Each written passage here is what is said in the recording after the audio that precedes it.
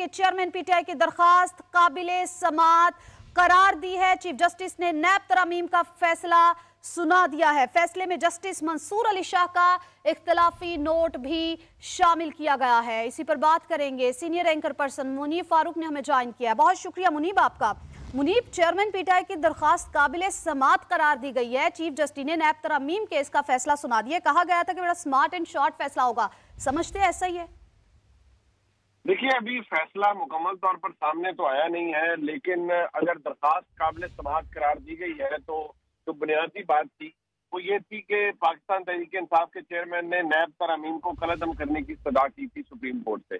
अब अगर दरखास्त काबिल समाअत करार दी गई है दो जज साहिबान की जानिब से, तो इसका मतलब ये है कि नैब तरमीम को अभी, क्योंकि मुझे पता नहीं है, अभी फैसला मुकम्मल तौर पर हमारे सामने नहीं आया, लेकिन लगता यही है कि नैब तरमीम को कलअदम करार दे दिया गया है। जैसे ही आपको आपके रिपोर्टर अपडेट करेंगे उससे मजीद भी पता चलेगा, लेकिन इसमें बहुत दिलचस्प होगा। जस्टिस मंसूर अली शाह साहब, मुनीब आप साथ रहिएगा। एक और जो इस हवाले से, इसी केस के हवाले से जो पेशरफ सामने आई, अवामी ओहदे रखने वाले सियासतदानों के खिलाफ रेफरेंसेस को बहाल किया गया है। चेयरमैन पीटीआई की दरखास्त काबिल समाअत करार दी गई है, तो अवामी ओहदे रखने वाले सियासतदानों के खिलाफ रेफरेंसेस को बहाल कर दिया गया है। मुनीब, ये भी कहा गया फैसले में, अब क्या कहेंगे आप?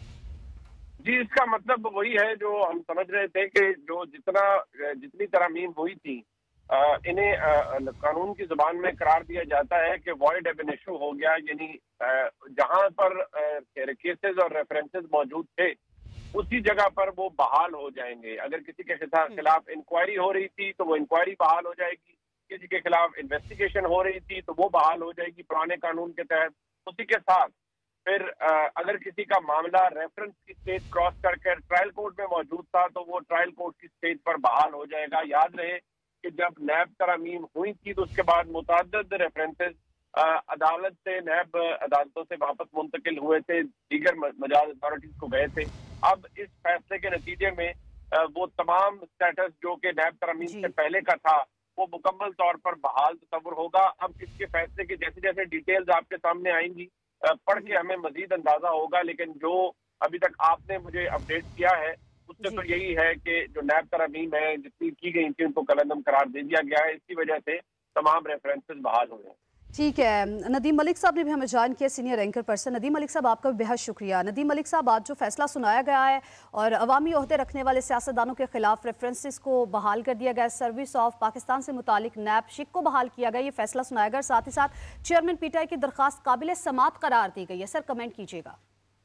देखिए, ये फैसला मुतवक्को था और एज एक्सपेक्टेड फैसला है, और उसमें ये भी मुतवक्को था कि जस्टिस मंसूर जो है वो इससे इख्तलाफ करेंगे। उन्होंने इख्तलाफी नोट दिया है, लेकिन बाद जो कंट्रोवर्शियल अमेंडमेंट थी वो कंट्रोवर्शियल इस तरीके से थी कि पीडीएम की हुकूमत में रहते हुए एक कॉन्फ्लिक्ट ऑफ इंटरेस्ट चीज होती है, उन्होंने कॉन्फ्लिक्ट ऑफ इंटरेस्ट किया था। बुनियादी तौर पर उनके मुकदमात थे मुख्तलिफ नैब अदालतों में, और उन्होंने खुद को बेनिफिट देने के लिए पर्सन स्पेसिफिक कुछ अमेंडमेंट डिजाइन की थी, जिसमें 500 मिलियन से नीचे वाले मुकदमात को नैब के परव्यू से निकाल दिया था। फिर फ्रॉड पब्लिक एट लार्ज वाली अमेंडमेंट कर दी थी। तो इसी तरीके से जो पब्लिक ऑफिस होल्डर थे उसके ऊपर इन्होंने कुछ जो डेफिनेशन थी उसको अमेंडमेंट कर दी थी।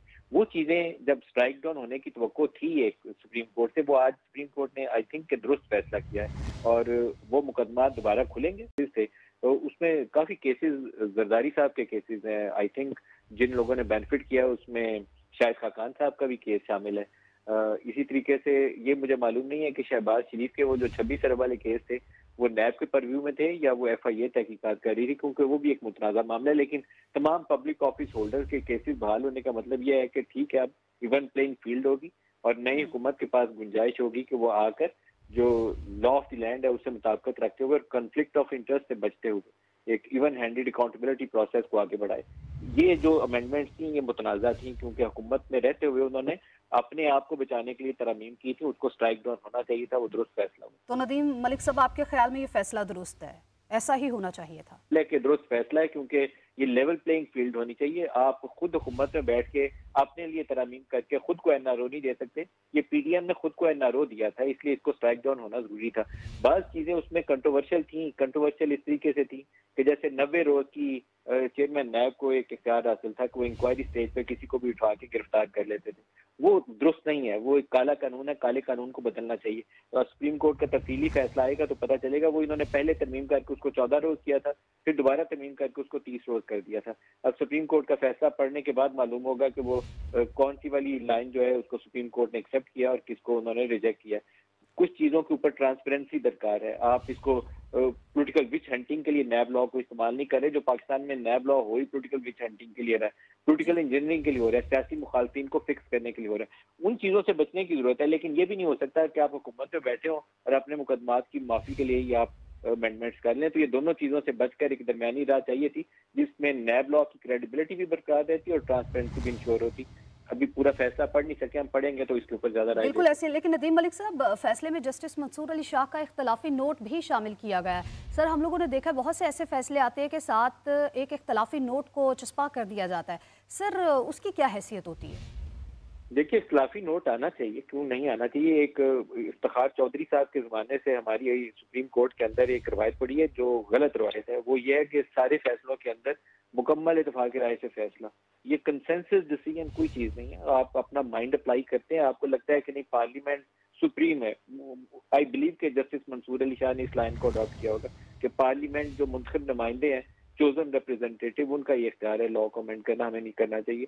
तो वो उनकी एक राय है, उसको उन्हें देना चाहिए, क्यों नहीं देना चाहिए। इसी तरीके से ये जो आर्मी एक्ट अमेंडमेंट के ऊपर कुछ जजेस की राय सामने आई थी, फिर इसी तरीके से ये असम्बली की रेजोल्यूशन का जो केस था उसमें जस्टिस अतर मनिल्ला ने कुछ इख्तिलाफी नोट लिखे थे कि क्या असम्बलियां दुरुस्त तरीके से टूटी हैं, पहले उसका जायजा लेना चाहिए। उसको मट्टी डालने की बजाय उन नुकात को उठाना चाहिए, उसको कुरेदना चाहिए, मजीद उसके ऊपर सवालात होने चाहिए। इसी तरीके से आप कानून की जो बालादस्ती है उसको यकीनी बनाते हैं। ये कंसेंसस डिसीजन नाम की कोई चीज मैं उससे ज्यादा इत्तेफाक नहीं करता।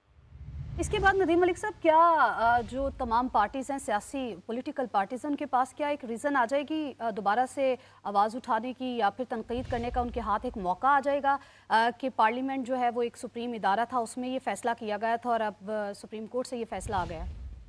देखिए, एक पार्टी ने उसको चैलेंज किया था, पीटीआई ने, और दूसरी पार्टियों ने जो बेनिफिशियरी थी उन्होंने इस अमेंडमेंट को किया था। तो वो दोनों अपने जवाब के मुताबिक इसके ऊपर नुक्ता नजर देते रहेंगे। पीटीआई को तो आज सेलिब्रेट करना चाहिए और हो सकता है कि अगर जरदारी साहब के या पीएमएलएन के कुछ लोगों के मुकदमात खुलते हैं तो वो इसकी मजम्मत करें।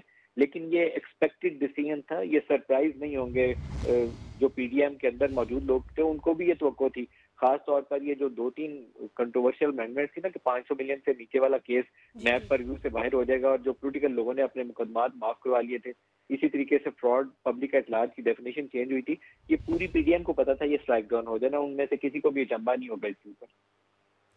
ठीक है नदीम मलिक साहब, आप हमारे साथ मौजूद रहिएगा। सीनियर तजियाकार अबसार आलम साहब ने हमें ज्वाइन किया। अबसार आलम साहब, बहुत शुक्रिया सर आपका। सर, सुप्रीम कोर्ट ने नैब तरमीम केस का फैसला सुना दिया है और चेयरमैन पीटीआई की दरखास्तें जुज़वी तौर पर मंजूर कर ली हैं और काबिल समात करार दे दिया है। सर, क्या कहेंगे इस पे? जो मेरे दोस्त नदीम मलिक साहब और मुनीर फारूक साहब तबसरा कर चुके हैं, उसके उसी तरह की मेरी भी राय है इस सब के बारे में। सिर्फ एक पॉइंट पे मैं इख्तलाफ करना चाहता हूँ। नदीम मलिक साहब ने कहा कि हुकूमत जो है पीडीएम की हुकूमत ने अपने आप को फ़ायदा दिलवाने के लिए ये तरमीम की थी। अब इसमें मसला ये है कि हमें ये फैसला करना पड़ेगा, जैसे जस्टिस मंसूर अली शाह साहब का जो मौक़िफ़ है कि पार्लियामेंट सॉवरन है या नहीं है, और वो जो फैसला करती है चाहे वो अपने हक अपने फ़ायदे के लिए करे या अपने नुकसान के लिए करे, उनको जवाबदेह होना होता है अवाम के पास जाके इलेक्शन में। और दूसरी बात ये है कि अगर जो तमाम सियासी जमातों के तमाम कायदीन पर नैब केसेज हैं, अब जो भी पार्टी हुकूमत में आएगी और वो कोई ना कोई तरमीम करेगी, इम्प्रूवमेंट करने की कोशिश करेगी नैब कवानीन में, तो उन पर बड़ी आसानी से ये लेबल लगाया जा सकता है कि वो अपने आप को फ़ायदा दिलवाने के लिए ये काम कर रहे हैं। जाहिर है एक कानून बनेगा या ख़त्म होगा, उसका किसी न किसी को तो फ़ायदा या नुकसान होगा। ये आर्गूमेंट हम सहाफ़त में भी सुनते रहे हैं कि जी आपने फलानी खबर दी, उससे हमें ये नुकसान हो गया या फलाने को ये फ़ायदा हो गया।